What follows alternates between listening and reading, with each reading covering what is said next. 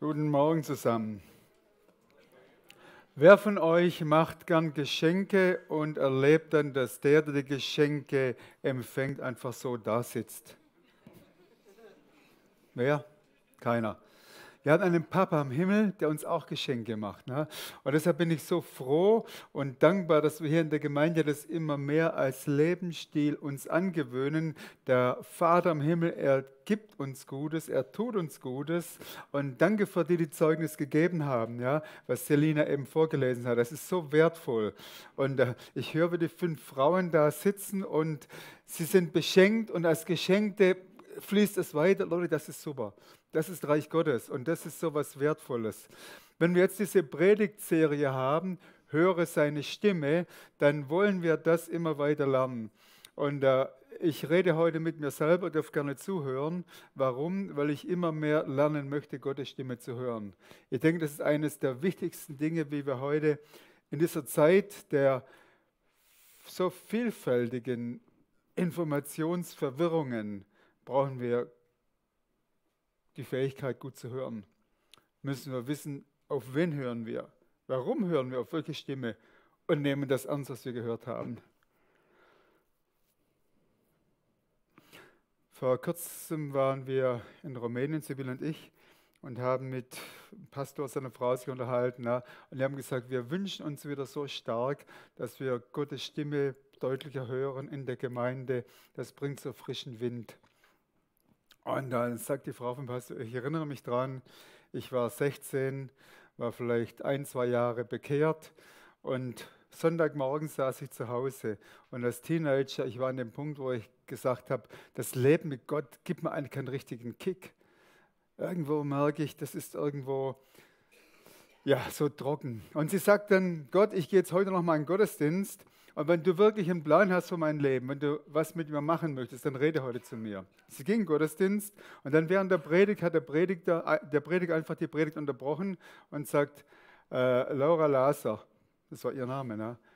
Er hat sie gekannt mit Namen, aber der Prediger hat einfach während der Predigt gesagt, Gott hat ein Wort für dich heute. Gib nicht auf, Gott kennt dich und Gott hat eine Zukunft für dich. Das hat ihr Leben auf den Kopf gestellt. Jetzt ist sie Frau eines Pastors. Und sie sagt, hey, da gab es eine ganze Zeit, wo wir solche Dinge öfters erlebt haben. Und ich denke, wenn ich die Apostelgeschichte lese, ist es eigentlich die Normalität des Lebens, dass wir Gottes Stimme hören und auf ihn achten. Und jetzt sagen wir, hier ist die Normalität, ne? Und dann können wir sagen, ja, wir stehen hier und was besser ist, als wir im Gottes Stimme hören, das sind die Schwärmer, das sind die Abgehobenen. Oder wir können sagen, nee, eigentlich können wir von denen ein bisschen lernen, die das mehr haben. Wir nehmen das Wort Gottes, wir nehmen die Apostelgeschichte wieder mehr ernst und wollen lernen, einander einfach damit zu helfen, Gottes Stimme zu hören und das zu tun, was er sagt. Okay, Gott spricht durch die Bibel aus der Serie Höre seine Stimme. Wie gesagt, unser Ziel soll sein, dass wir das immer besser hören. Ihr kennt ja unsere 4 Ziele. Die nächste Folie bitte. Wir wollen als Gemeinde Jesus berühmt machen. Und ich denke, Jesus wird berühmt. Das ist nicht, was wir machen müssen, sondern der Vater sagt zu Jesus, weil du dein Leben gegeben hast, werde ich dich groß machen. Und der Heilige Geist ist gekommen. Jesus sagt, er wird kommen, der Heilige Geist. Was macht der Heilige Geist? Er wird Jesus groß machen. Er wird Jesus verherrlichen. Das sind Dinge, die zwischen Vater, Sohn und Heiliger Geist schon abgemacht sind. Das ist die Agenda im Himmel. Und wir können nichts Besseres tun eigentlich als Dankbarkeit Gott gegenüber, als zu sagen, Vater, Jesus, Heiliger Geist, mit den Plänen, mit dem Dekret im Himmel wollen wir uns eins machen. Und wenn wir eins sind mit den Plänen im Himmel, dann wird doch uns Jesus berühmt gemacht werden. Dann wird diese Frau, wie wir eben bei dem Zeugnis gehört haben, sagt, da ist was Besonderes. Und dann können wir sagen, ja, das Besondere ist, nicht, dass wir besondere Menschen sind, aber dass er uns ergriffen hat, der Schöpfer des Universums. Er ist unser Retter, unser Freund, er hat uns gepackt. Unser Leben ist auf eine neue Bahn gestellt, auf ein neues Fundament. Und da würden Leute anfangen nachzufragen. Bekehren sie sich immer? Nein, das ist auch nicht die erste Absicht. Ich denke, die erste Absicht ist, Leute, seid Zeugen. Gebt weiter das, was ihr bekommen habt. Diese 4 Schritte, die sind für uns wichtig. Wir wollen ihn kennenlernen, wir wollen Freiheit erleben, seinen Plan für dich erkennen, einen Unterschied machen. Die Predigt, höre Gottes Stimme, ist in diesem gelben Feld, lerne ihn kennen, wir wollen ihn besser kennenlernen, aber ihn kennenzulernen macht auch einen Unterschied im grünen Feld. Ne? Das heißt, wir machen Unterschied in dem Maße, wie wir ihn kennenlernen, wie wir ihn hören. Wer von euch möchte lernen, Gottes Stimme besser zu hören? Die anderen dürfen jetzt schlafen, dass ihr euch nicht ärgern müsst. Ne? Wer Gottes Stimme besser kennenlernen müsste, das ist kein Druck, das ist ein Geschenk von Gott. Der Vater sagt, ich will, dass meine Kinder mich hören. Ich will mit meinen Kindern Freundschaft haben, Beziehung. Und dazu habe ich ihnen eine Antenne gegeben. Hesekiel 36, ich mache einen neuen Bund. Und der neue Bund heißt ein neues Herz. Das neue Herz ist fähig zu hören. Und jetzt gehen wir zur nächsten Folie, bitte. Genau, das ist mir wichtig von vorne weg. Meine Schafe hören meine Stimme und ich kenne sie und sie folgen mir. Wer von euch ist ein Schaf? Ein paar Schafe. Wer ist ein Bock? Wer ist ein Schäferhund? Es gibt auch Schäferhunde in der Gemeinde, habe ich schon erlebt. Ne? Nicht hier im Kreuzpunkt. Ne? Also es gibt diese 3 Kategorien. Entweder man ist ein Schaf, ein Bock oder ein Schäferhund. Und jeder soll mal selber kurz sich positionieren. Und wer ein Schaf ist, der soll jetzt bitte den Klang eines Schafes von sich geben. Das war nicht laut genug. So machen die Schafe. Und damit seid ihr qualifiziert, Gottes Stimme zu hören. So einfach ist das. Ne? Wenn du jetzt wuh, wuh gemacht hättest, sagt Gott, okay, das ist mein Job, zu gucken, dass die Schafe zusammenbleiben. Dein Job ist nicht Schäferhund zu sein, sondern wir sind alle in erster Linie Schafe. Und was zeichnet ein Schaf aus? Ich habe mal bei den Beduinen gelebt und die Beduinen hatten Schafe und Böcke, also Ziegenböcke. Und ich habe da draußen geschlafen unter Palmen und morgens um 4 kamen die da vorbei. Und es war wirklich ein Unterschied. Die Schafe, die waren so nett und friedlich und die Ziegenböcke, die haben da mit sich gekämpft und haben alles Mögliche da gemacht. Ne? Also ich verstehe ein bisschen, dass Jesus sagt, ihr seid Schafe. Schafe hat etwas damit zu tun mit einem Geist, der sanft ist, der empfänglich ist, der lenkbarer ist als die Ziegen. Und deshalb sagt Gott, ihr hört meine Stimme. Und das ist die Verheißung, die uns gehört, die uns allen gehört. Wir haben ja bei der Folie heute vom Titel her, die Titel Gott spricht durch die Bibel mit Pastor Hermann Mayer. Das stimmt aber nicht. Gott spricht durch die Bibel mit uns allen. Ne? Also es ist nichts Exklusives. Gott spricht durch die Bibel mit uns allen. Und du musst nicht geistlicher werden, du musst nicht besser werden, du musst nicht frommer werden. Ich denke, das Erste, was wichtig ist, um die Antenne auszufahren, ist, ich bin ein Schaf. Das heißt, ich muss nicht Gott was Großes bringen, sondern ich muss auf Empfang schalten. Und dann kann Gott reden. Und das Zweite ist damit auch das Vertrauen. Ja, er hat gesagt, er lügt ja nicht. Ne? Gott lügt nicht, denn er sagt, meine Schafe, höre meine Stimme, es wird passieren. Höre ich Gottes Stimme immer? Nein. Ich kann euch viele Situationen, wo ich sage, ich würde gerne besser hören. Aber Gott, vielleicht ist meine Antenne noch nicht gut genug, mag sein, vielleicht ist noch nicht der Zeitpunkt, aber das bringt mich nicht dazu, dass ich sage, jetzt höre ich Gottes Stimme nicht mehr, sondern diese Verheißung ist eine Wegweisung für unser Leben. Meine Schafe hören meine Stimme. Ich kenne sie, sie folgen mir. Wir können Gott nur gehorsam sein, wenn er zu uns redet und wenn wir wissen, was er gesagt hat und wir das dann tun. Und die zweite Verheißung hier, der Mensch lebt nicht vom Brot allein, sondern von einem jeden Wort, das aus dem Munde Gottes hervorgeht. Brauchst du neue Kraft? Hier haben wir eine Antwort darauf. Dein Geist, dein innerer Mensch lebt davon, dass der Heilige Geist ein Lehrer ist und dir ein Rema gibt. Und jetzt kommen wir zur nächsten Folie, bitte. Wir müssen, wenn wir jetzt uns darüber unterhalten, Gott redet durch die Bibel, 3 Dinge unterscheiden. Das erste ist, die Bibel ist das geschriebene, uns überlieferte Wort Gottes. Das heißt, wir haben hier ein dickes Buch vor uns und dieses dicke Buch wurde geschrieben ungefähr über eine Zeitspanne von 1000 600 Jahren. Das ist so faszinierend. Es gibt kein Buch, was in der Literaturgeschichte mehr produziert wurde, mehr verteilt wurde und gefährlicher ist als die Bibel. Und ungefähr 40 Autoren, die ganz unterschiedlichen Background haben, aber die haben eine Botschaft erhalten. Ne? Und diese Botschaft, dieses dicke Buch wurde ungefähr im Jahr 400 in Karthago wurde beschlossen, das ist die Bibel, das ist das geschriebene Wort Gottes, das ist gültig. Und die Bibel sagt über sich selber, das ist Wahrheit. Als ich zum ersten Mal in Rumänien war, kamen wir an die Grenze und ich habe wahrscheinlich ein frommes Gesicht. Na, gleich die erste Frage, wo sind die Bibeln? Welche Bibeln? Wir haben die extra ausgeladen. Und dann haben sie trotzdem das Auto auseinandergenommen und haben eine Bibel übersehen, die wir doch dabei hatten. Und wir sind dann durch das Land gefahren, das war damals noch Kommunismus, Securitate, Ceausescu und so. Und wir haben gesagt, Heiliger Geist, wofür sollen wir beten? Und wir haben ein Lied gesungen, Jesus ist der Löwe von Juda. Und er bricht das Joch der Gefangenen. Wir haben das über dem Land proklamiert. Und dann haben wir so gesehen, wenn die Bibeln in die Dörfer kommen, das Wort Gottes, warum hassen die tyrannischen Systeme vom Islam und Kommunismus, warum hassen sie das Wort Gottes so? Weil das Wort Gottes so viel Power hat, Menschenleben zu verändern. Das Wort Gottes hat so viel Power, Wahrheit zu offenbaren. Es war im November 89 und im Frühjahr 89 waren wir dort ohne Kommunismus.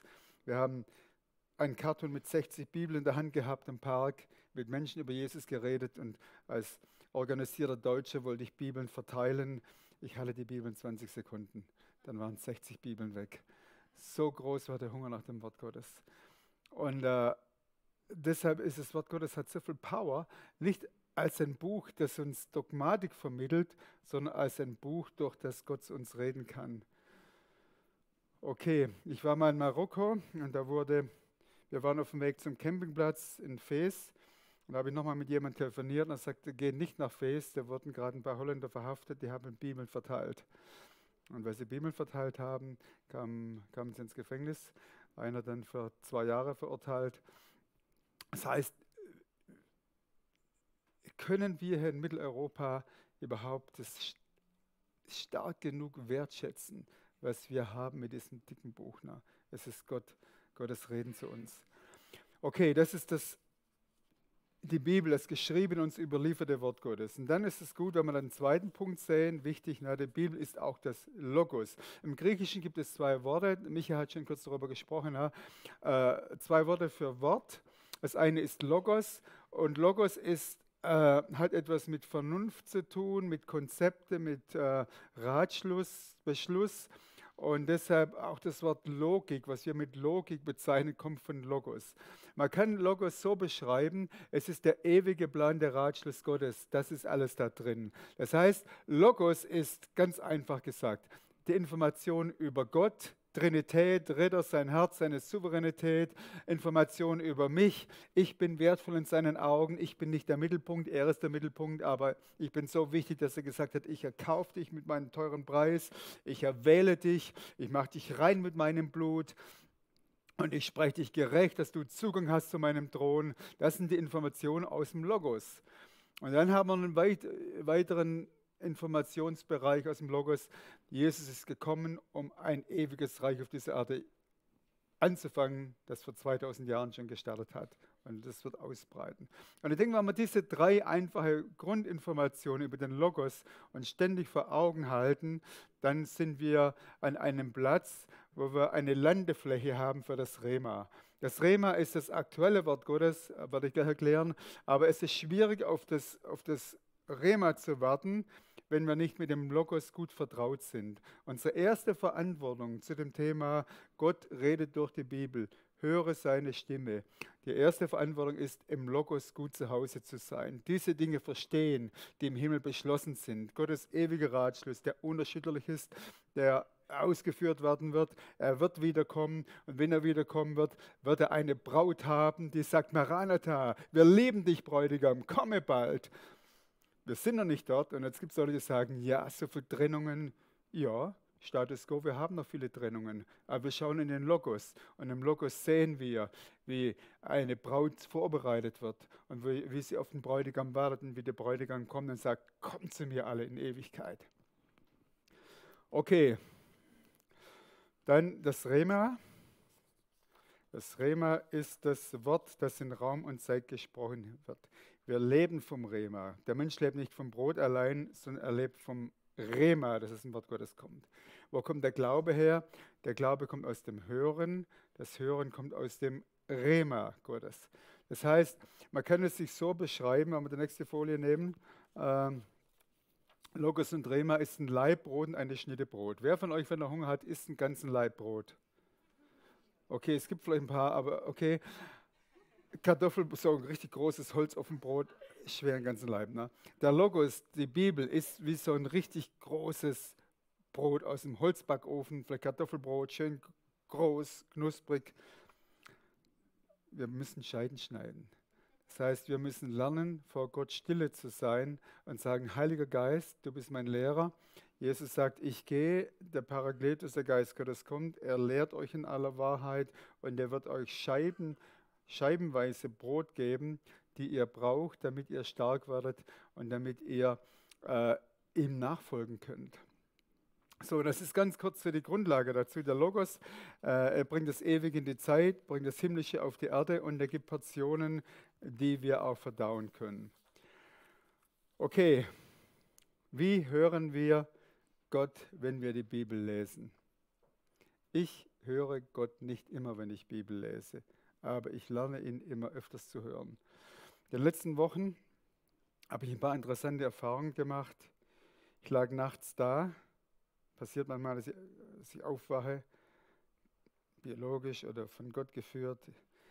Und dann habe ich Fragen vor mir gehabt und habe überlegt, Gott, was mache ich in diesen Situationen? Und dann habe ich Psalm 16 genommen, das ist zurzeit ein bisschen mein Thema, Psalm 16, da heißt es dann, ich habe den Herrn jederzeit vor mir. Weil er an meiner Seite steht, werde ich nicht fallen. Also, Gott spricht durch die Bibel, Logos, es hilft auf jeden Fall, Bibelverse auswendig zu lernen, darüber zu meditieren. Und dann, wenn wir über Lebenssituationen nachdenken, ich habe den Herrn vor Augen. Okay, Gott, ich vergesse es manchmal, aber ich stelle dir bewusst Gott vor Augen. Der Auferstandene, der Gekreuzigte, der alles bezahlt hat, der Treue, der den Bund gemacht hat. Und ich habe einfach über diese Gedanken nachgedacht. Wie ist Gott der Treue? Ich hatte ihn vor Augen gestellt. Und dann werde ich nicht fallen. Und habe einen Film gesehen, wie er in vielen Situationen meines Lebens mich souverän geführt hat. Ich hätte falsche Entscheidungen fallen können, was ich auch manchmal gemacht habe, aber er hat es immer geschafft, mich auf den richtigen Weg zu führen. Ich war so beeindruckt, das ging eine Zeit lang. Ich war so beeindruckt, dass ich nur sagen konnte, wow, Gott, ich vertraue dir.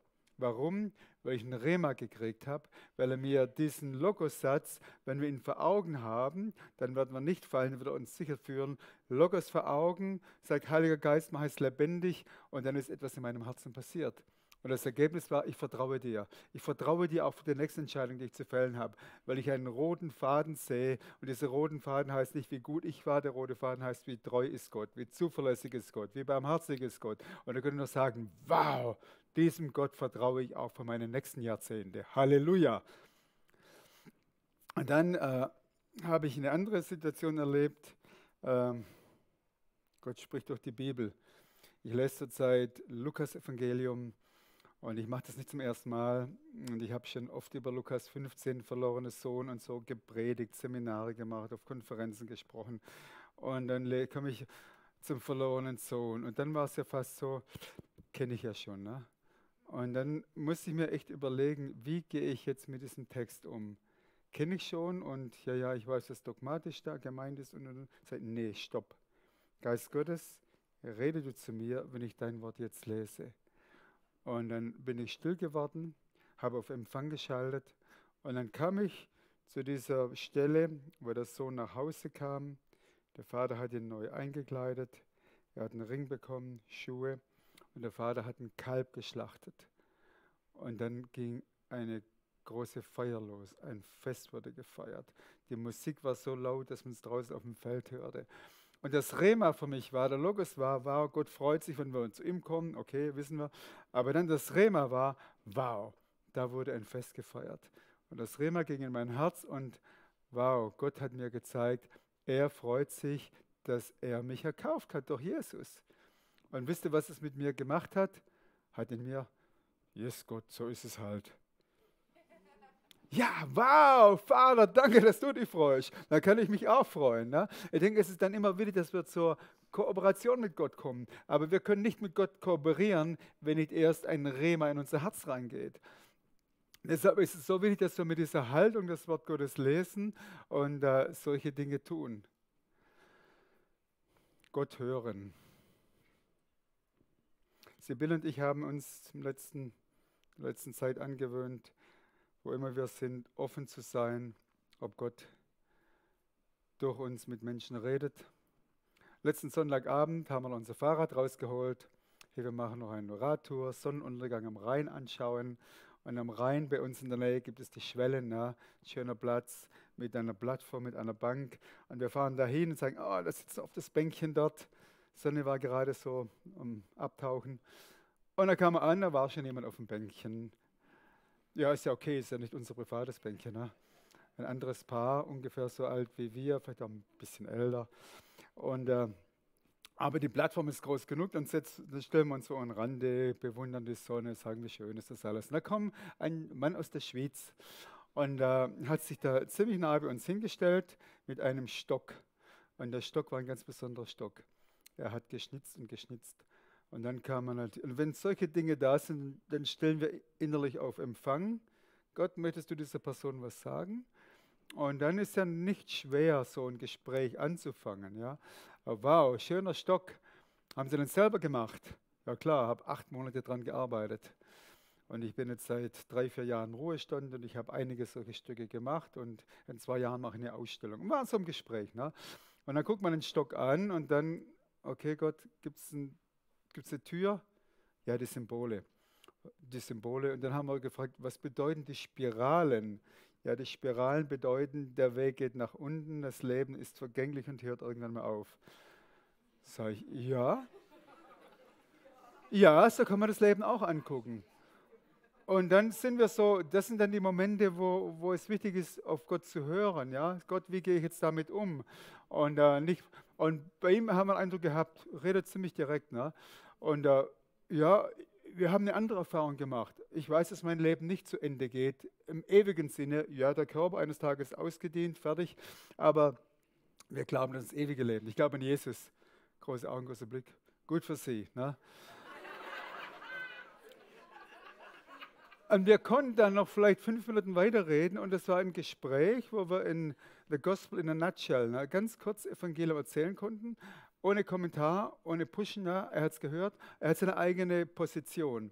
Wisst ihr, Gott hat mir 10 Leute über den Weg geschickt innerhalb 2 Jahren, bang, bang, bang, und ich habe mich nicht beim ersten bekehrt. Ne. Aber ich denke, jetzt ist eine Zeit, wo wir erleben, so viele Menschen sind offen. Jetzt ist Zeit zu sehen. Und dann ist der liebe Mann wieder zurück in die Schweiz mit seinem Stöckli. Und die beiden Herrschaften waren noch auf dem Bänkchen da, ne? Auch aus der Schweiz, so unser Schweizer Abend. Und ja, natürlich kommt er auch ins Gespräch, ne? Und schön hier der Sonnenuntergang, genießen auch Sie das und so. Und dann, Gott gibt es irgendwann eine Tür, ne? Und dann kam es zur Tür, die Schönheit und Weltgeschichte, was halt so passiert und Krieg und so, ne? Und da kam man auch zu dem Thema und es war interessant. Und da haben wir auch gesagt, Sibylle und ich, wir haben die Erfahrung gemacht, dass wir mit Gott eine Beziehung haben können und Gott ist einfach total vertrauenswürdig. Das hat er gezeigt, weil er Jesus, seinen Sohn, für uns geopfert hat. Und die Frau guckt uns an und sagt, gell, da kann man richtig Frieden finden bei sowas. Ja.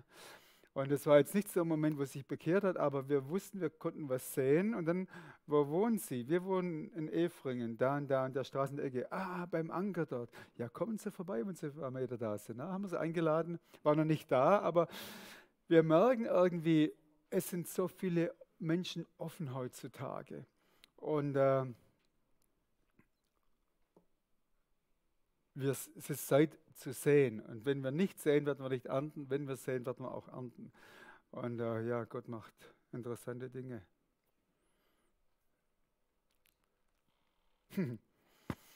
Ich habe mich am Freitagabend mit einigen Männern getroffen, keiner Christ, Mediziner, Heilpraktiker, Lehrer und so weiter und so fort. Ähm, und die wollten über Gott sprechen. Ne? Und ich war jetzt schon zum dritten, vierten Mal mit ihnen zusammen in verschiedenen Settings, mit einigen von ihnen. Einer war zum ersten Mal da oder zwei. Und es war interessant. Ähm, Sie wollte über Gott sprechen, dann war es so ein bisschen, ja, wie kommt das Thema rein? Ich sage da, Gott, ich bitte dich, mach dir eine Tür auf, weil hier sitzen Menschen, die das Evangelium nicht kennen, die es noch nie gehört haben und die ganz falsche Ideen von dir haben. Und dann fang einer an und der kommt aus einem starken chinesischen Hintergrund. Ne? Er arbeitet als Heilpraktiker mit chinesischen Methoden, da ist er zu Hause, sein Denken ausgefüllt, sagt ein paar Dinge. Und dann merke ich, wie Gott sagt, okay, that's the point, rede mal mit ihm jetzt über deine Erfahrungen. Und dann habe ich einfach angefangen und dann sagt der das koordiniert, hey, erzähl doch mal deine Story, Da habe ich mein Zeugnis erzählt und mit allen dramatischen Teilen und so, vielleicht Viertelstunde und immer wieder Wahrheiten reingepackt und danach war Open Discussion. Und ich kann euch sagen, ich war so beeindruckt. Einer von ihnen, der mich jetzt zum dritten Mal gehört hat, der hat gesagt, in den letzten Monaten habe ich angefangen, Gott zu suchen. Das war für mich vorher nie so ein Thema. Und dann sagt er, ich stehe jetzt morgens auf, ich wache morgens auf und denke, der Tag soll wichtig sein. Ich will eine Antenne haben für, he calls it magic moments, für wichtige Momente. Und dann abends ins Bett zu gehen und dann für the magic moments zu danken. Und er sagt, vor dem Essen bete ich jetzt und danke dem Schöpfer, dass ich was zu essen habe. Die Menschen haben sich nicht bekehrt, aber ich merke, wenn wir Menschen versorgen mit Wahrheit, da passiert was in ihren Herzen. Wir sind dann nach Hause gefahren, er war bei mir im Auto und ich habe gefragt, wie war für dich der Abend? Und dann sagt er, das war für mich so erfrischend, so wertvoll. Sagt er, weißt du machst das so natürlich. Und sagt er, weißt du, ich habe einen Bruder, der ist Christ. Und als ich eine geschiedene Frau geheiratet habe vor 15 Jahren, da hat er mich richtig gerichtet. Gesagt, sowas geht nicht und so. Und ich habe mich von meinem Bruder dann distanziert und habe mich auch damit vom Christentum und dem Gott distanziert. Das heißt, es ist eine Zeit, wo es wichtig ist, Gottes Herz zu spüren, ihn zu hören, damit wir das weitergeben können, was wirklich Leben bringt für die Welt, in der wir leben. Okay, einfach ein paar Storys. Jetzt kommt die nächste Folie. Wie hören wir Gott, wenn wir Bibel lesen? Ich erzähle diese Geschichten, weil wir alle Schafe sind, die alle Gottes Stimme hören. Und letztendlich die Welt, in der wir leben, sie will nicht christliche Moral, sie will nicht unser Pflichtbewusstsein, sondern die Welt, in der wir leben, die sehnt sich nach Leben. Gott hat die Herzen der Menschen so geschaffen, hungrig für Ewigkeit, hungrig nach Liebe. Und Gott ist voller Liebe und Gott ist Ewigkeit. Und was in ihm ist, fließt durch uns. Deshalb lernen wir immer mehr, seine Stimme zu hören und es in den richtigen Momenten weiterzugeben. Und wir sind nicht von Zahlen abhängig, wir sind nicht unter Druck, irgendwas bringen zu müssen. Wir sind einfach Gefäße, sagen, Vater, bei dir ist so viel, lass es durch mich fließen. Wie hören wir Gott, wenn wir die Bibel lesen? Ich denke, es ist so wichtig, dass wir die richtige Haltung haben.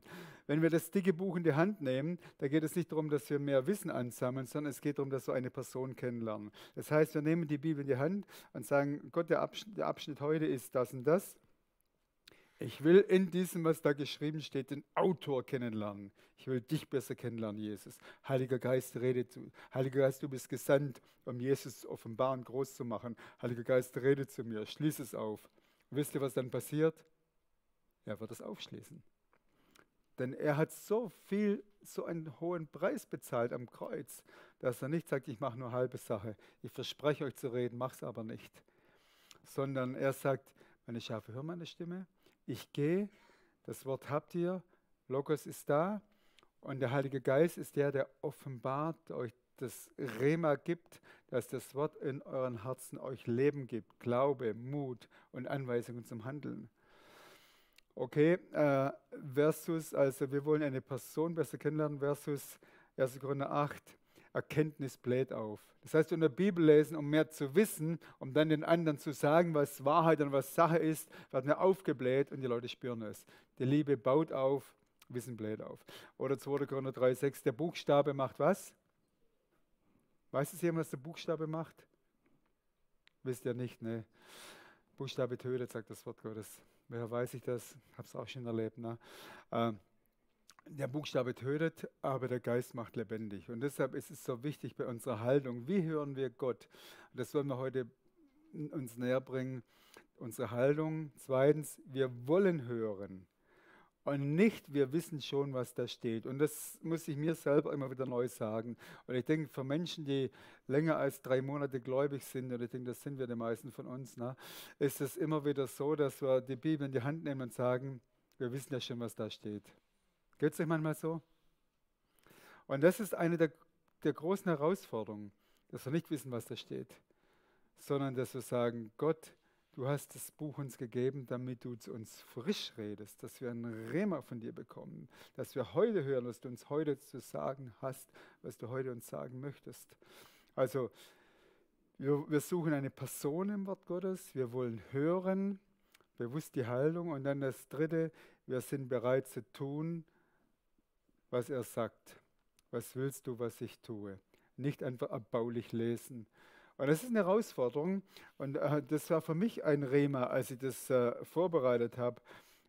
Die Jakobusstelle, die nächste Folie bitte. Schock. Seid aber Täter des Wortes und nicht Hörer allein, sonst betrügt ihr euch selbst. Das hat mich getroffen. Ne? Ich habe das gelesen und gesagt, wow, ich kann Bibel lesen und mich betrügen.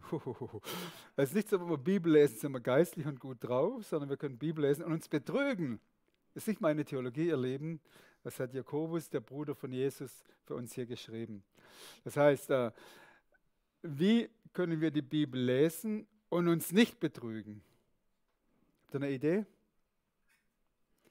Mit dieser Haltung zu lesen, Gott, was du sagst, will ich tun. Ganz einfach. Und ich weiß nicht, wie es euch geht. Manchmal merke ich, ich lese und merke, Gott sagt auch was, ich soll was tun. Ne? Gott hat ja kein Interesse daran, zu uns zu reden und er weiß, wir machen sowieso nicht.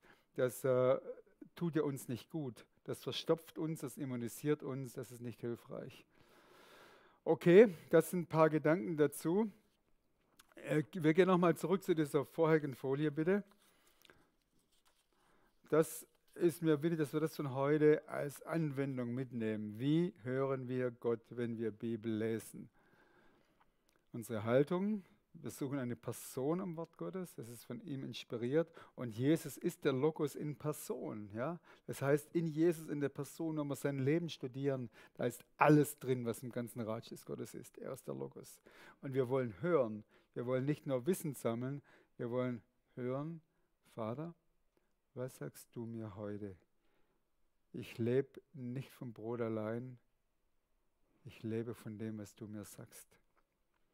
Und Vater, wenn du mir etwas sagst, dann will ich es auch tun. Und jetzt machen wir noch eine praktische Anwendung zum Schluss.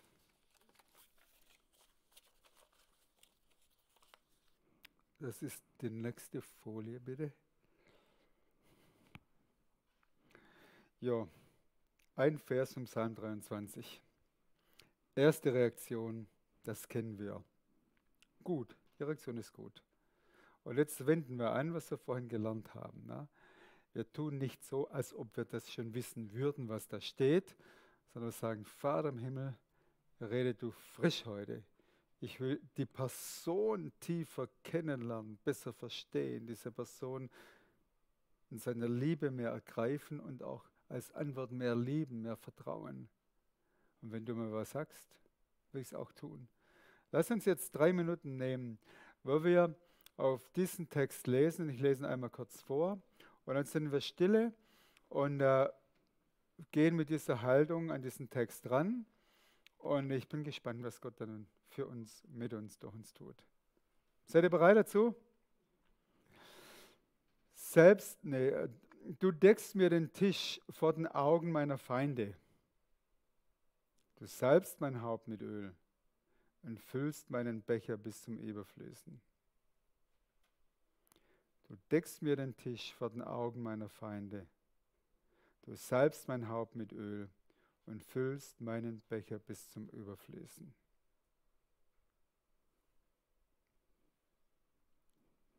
Lasst Gott zu euch reden.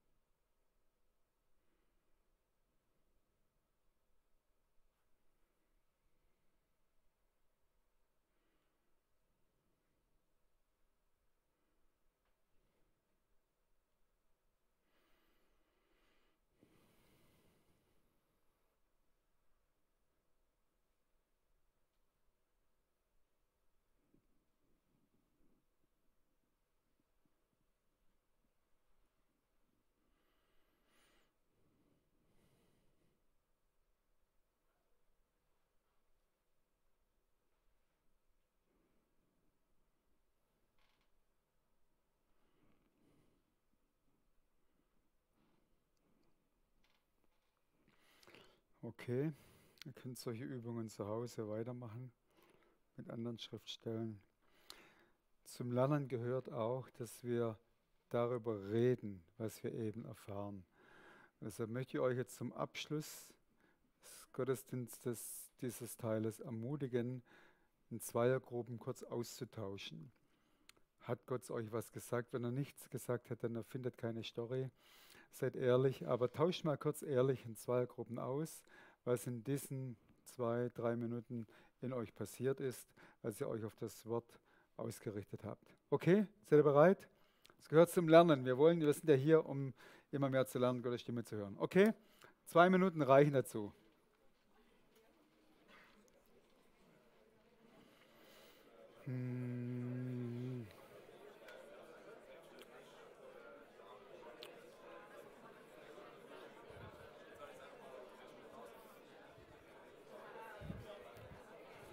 Da können die Leute. Oh.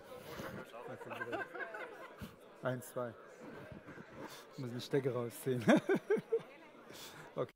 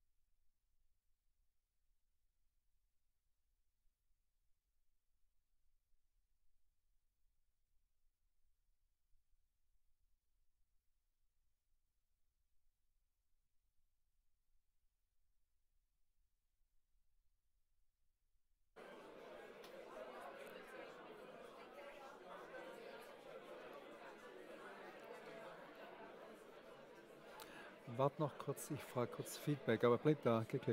Okay, ihr Lieben. Schade, dass ihr nicht hier vorne stehen könnt. Ne? Der Blick von hier vorne, so viele lebendige Steine im Hause Gottes in Aktion, so viele Glieder eines Leibes in Aktion. Leute, das ist super. Ne? Das ist das, was Jesus meint, ich baue meine Gemeinde. Das heißt, da wird ein Austausch passieren. Da fließt Leben, Ermutigung und gute Dinge, wo sein muss auch Korrektur, aber damit fangen wir nicht an. Aber Gottes Geist fließt, wenn wir anfangen zu reden. Wer von euch kann sagen, ich frage dich nicht ab, was Gott gesagt hat, ne? Aber wer von euch kann sagen, hey, ich habe, als ich diesen Vers angeschaut habe, gespürt, dass Gott zu mir redet. Haben es ein paar Leute erlebt? Okay. Ich habe es auch erlebt. Ich habe letzten Sonntag den gleichen Abschnitt gehabt. Ne?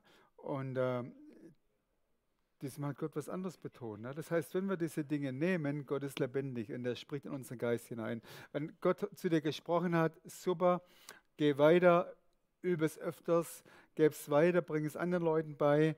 Wenn Gott heute zu dir nicht gesprochen hat, dann sagt Gott vielleicht, heute ist Sonntag, na, ich rede morgen wieder mit dir. Aber geb nicht auf. Ne? Es ist so wichtig, dass wir als Schafe unsere Position einnehmen. Und jetzt möchte ich noch für uns beten, dass wir als Gemeinde das immer besser kennenlernen. Okay? Vater im Himmel, wir danken dir, dass du Jesus gesandt hast. Er ist das lebendige Wort, er ist das fleischgewordene Wort. Du hast schon geredet. Und auf der Grundlage deines Redens redest du auch täglich zu uns, dass wir in der Beziehung mit dir tiefer werden. Danke für dein Wort. In manchen Ländern sind Bibel verboten, gehen Leute ins Gefängnis oder werden umgebracht, weil sie Bibeln haben. Vater, hilf uns, das ganz neu wieder zu schätzen, dass wir die Bibel haben, dein schriftliches Wort. Und ich bete, dass wir ganz neu lernen, die Bibel regelmäßig zu lesen, als solche, die dich hören wollen. Wenn wir das Wort in die Hand, ich bete, Vater, dass wenn wir diese Woche das Buch in die Hand nehmen, sei es digital oder in Papierform, dass wir von dir neu angesprochen werden, dass wir merken, wow, Gott hat gesprochen. Und dass wir auch neu lernen, die Schritte zu tun, die du uns sagst, sodass wir als Gemeinde immer mehr dich kennen und aus dem Kennen heraus auch einen Unterschied machen in dieser Region. Angefangen in den Familien, Nachbarn, Arbeitsplatz, wo wir sind, in der Schule. Wir sind berufen, einen Unterschied zu machen, weil du in unserer Mitte bist, weil du zu uns redest. Danke.